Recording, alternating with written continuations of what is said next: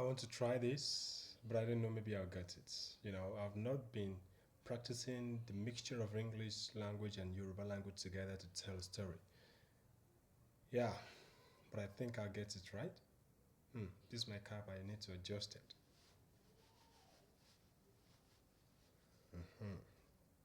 Now, hello everybody.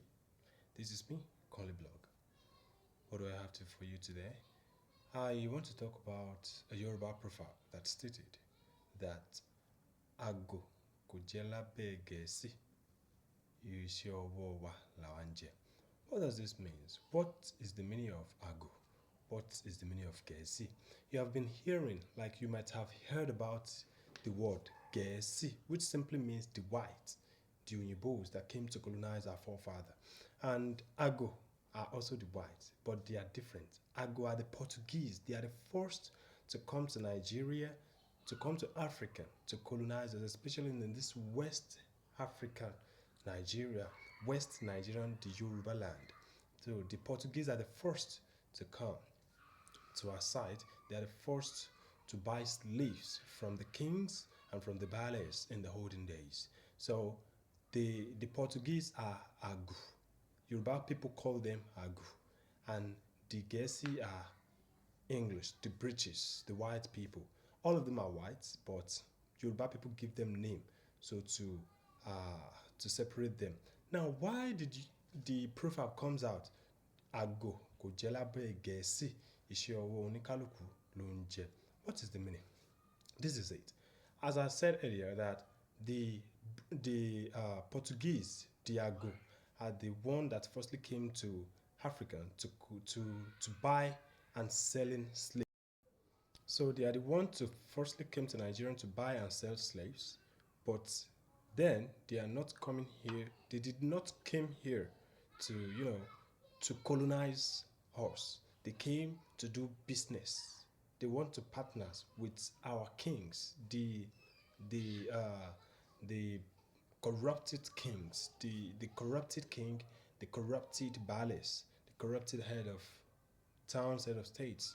So they came and partners with them.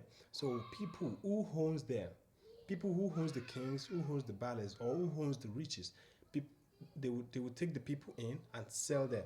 They sold them for in exchange of what their parents learned from them. So if a parent learned something from a rich then in the olden days, so if a parent lend the money from a rich man, so if it is high time to pay back the money and they are unable to pay it back, so they had to use one of their children, maybe male, maybe female, so the one that can work very well. So they will replace it with the money until the person works, and the work that the person works had to be equally with the money that his or her parents lent.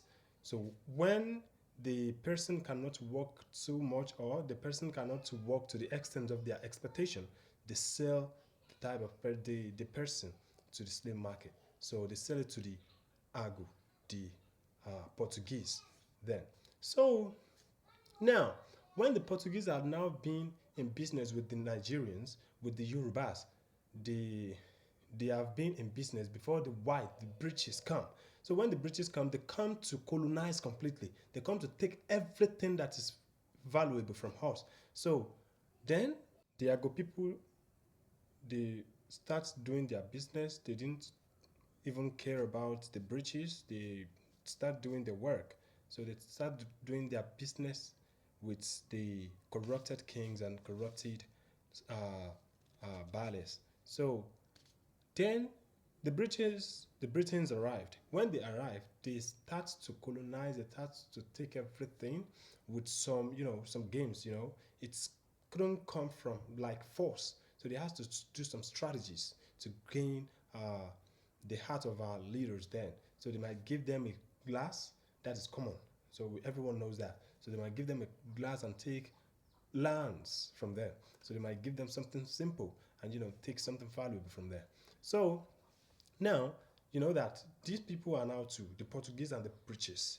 So the Portuguese didn't even care that the white comes and each of them are doing their businesses in separate ways. So they don't care.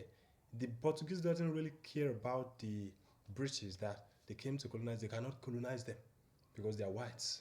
And if you are hearing of a gun in Nigeria, the Portuguese are the first to bring gun to Nigeria, even to Yoruba land, because then they are the one who it is not like Yoruba doesn't have guns, but the one that is so fattest and the most kill one, the most dangerous gun, them, the Portuguese are the first to bring them. So please, I'll do this in Yoruba too.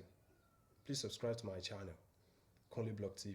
Follow us on Instagram, follow us on Facebook, Kunle Blog, Kunle Blog. Thank you very much.